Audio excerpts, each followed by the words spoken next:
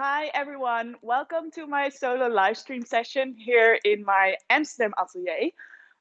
What I'm gonna do today is I'm gonna give you a quick introduction about who I am as a designer and what my aesthetic is all about. And of course, I'm gonna show you something special because we've been working on a super nice patchwork the past couple of months. And I'm gonna show you with a sort of instruction video on how to do it yourself with scraps of fabric. I'm here today with my lovely assistant, Mace. He will be in charge of filming this tutorial the entire time. I think you can ask questions during the presentation, but yeah, feel free to interrupt whenever. Let me just first start. I am Tess from Zalinge. I'm a designer. I'm based here in Amsterdam. And I graduated in 2012 at the Amsterdam Fashion Institute. And ever since, I just tried to develop myself as a designer and being a better designer for this industry. And after graduating in 2012, I started freelancing in the industry, and that was really quite a challenge to sort of learn as much as possible as there is in the industry. And I think it's almost 4 years ago now when I started my own designer label, and I really like it. It's such a challenge and it's such an experience that I've been going through with my team. And also Mace, of course, is being involved from the really start. So what we did is we're trying to launch every year one couture collection, and that collection is always made out of leftover materials and has a very conscious mindset. And on the side of that couture collection, I try to initiate different collaborations. For instance, I did a very nice collaboration with WWF, the Netherlands, and we created a little embroidery koala bear for the bushfires in Australia to raise some money. But I also worked with the only sustainable fashion museum there is here in Amsterdam, Fashion for Good. So I'm always trying to see how I can develop myself as a designer and really get my aesthetic out there. What I usually get inspired from is especially my own roots. And then in certain crafts, craftsmanship is something I really adore and I love to dive into. And for me, crafts really represent a more conscious and a more emotional value to a product. And I really like to experiment with traditional crafts. And especially for this particular collection, the team dove into patchwork. So it's all about patchwork, creating something out of scraps. And especially during the lockdown that happened, I really challenged myself to only work with leftover materials, and then not even leftover in meters, but leftovers in super small pieces. And that's actually what I'm going to show you guys today. I'm going to show you guys how we've been creating this patchwork. So first, everything starts, of course, with a base. What I chose for a base is this bridal mesh that we selected. This is used in linings for wedding dresses. For instance, here you have a wedding dress that we took apart and there's nothing left.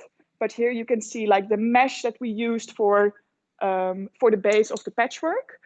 And actually then collecting as much as scraps, and don't throw anything away. Like it could be even this small and this detailed.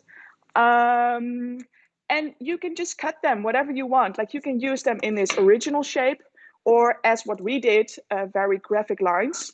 So we basically cut every time very straight lines of all these little scraps. So I would definitely say never throw anything away because you can just reuse it every time. Second, of course, is organize all these scraps. I think people that know me know that I'm a very organized person and I like to do things very detailed and very organized.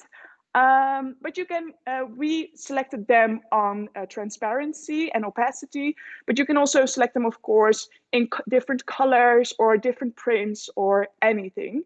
And you can use every shape you want to create your patchwork. So now we basically have the base, we have the little pieces. The base needs to make sure that all these little scraps of fabric will stick to it. So we're going to use this material, and it's called Misty Fuse. No spawn, but actually you have to iron this on your base, and it has a double-sided layer that will make sure that all these little tiny scraps of fabric will stay there and you don't need to pin anything. So that's really nice. Do make sure, because it's so delicate, that you protect both sides of the material. Of course, your base material, but also the Misty Fuse material. So I have it here, a piece of pattern paper on top of my ironing board. Just going to put the base, the Misty Fuse, and another layer on top of it. And then we're just going to easily iron it on top of it. Make sure, of course, you don't touch it with your iron, because it will get destroyed otherwise. So like this. And then you need to cool it down for a bit before you take it off. So I already prepared this piece here.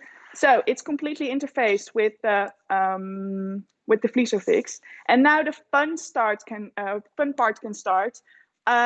You can start your own sort of puzzle. So what we did, all these graphic lines can be attached as one big puzzle. You need to make sure that you have like a, 1/2 millimeter of overlap. So you can always, you don't see any gaps whenever you're stitching and when it's a finished product. So, and yet again, every time, every little piece needs to be ironed.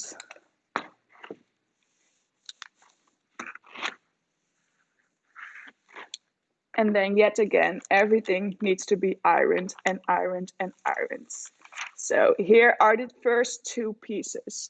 And then of course, the most satisfying part is if it fits perfectly, but that's really a challenge. And I think my entire team can tell that this is time consuming. Like I think the rest of the team already, I wouldn't say hate me, but I think if it says on their to-do list they have to iron, that means something. So here we are starting to create our own puzzle of patchwork. I, of course, prepared you a bigger piece so I can show you how this is going to look like. And here you can see the entire patchwork that's been done. This piece in its whole, I think it will take approximately 2-3 hours, maybe a bit more. Just the pasting, of course, and getting the puzzle together. Of course, this now is stuck and it's solid and it's nice, but it needs stitching. And I figured Dami, the tech guy behind all this, wouldn't really like me if I was going to sit behind my sewing machine at the moment and make a lot of noise. So we also prepared this one up front. What we did is we used a certain quilt stitching, as you can see here, and it almost looks like a bar tag. Whatever shape and whatever scraps you have, you can easily fixate them towards your base. Especially with this delicate material, you don't even see the Misty Fuse or feel the Misty Fuse anymore. It was really necessary for the machine to have a sort of surface below. What we used is this particular paper that is for quilting. And you just basically, before you stitch it, you put this below, you stitch around it, and then you can easily tear it down and remove it from the patchwork material.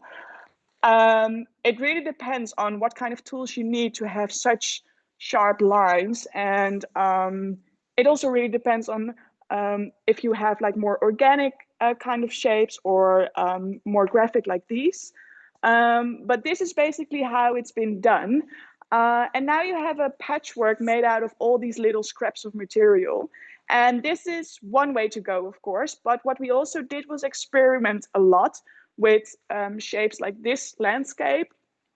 Here you can see that we used different scraps of material and made them more natural in a way. And but we used the same technique. So there is basically a base below. We used a misty fuse to attach all the pieces, and then we used the same quilting stitch to cover them all up. This is a way, but there's another way. We're experimenting even more actually. We're adding more layers to the patchwork. We're now actually experimenting with embroidery that I cannot share yet. But here you can see that we even printed a certain tencel material with our own digital print. And it's a tencel print that's made from House of You, and we put it as a surface below the transparent patchwork. And you could literally go on with this technique and layer it up or layer it down.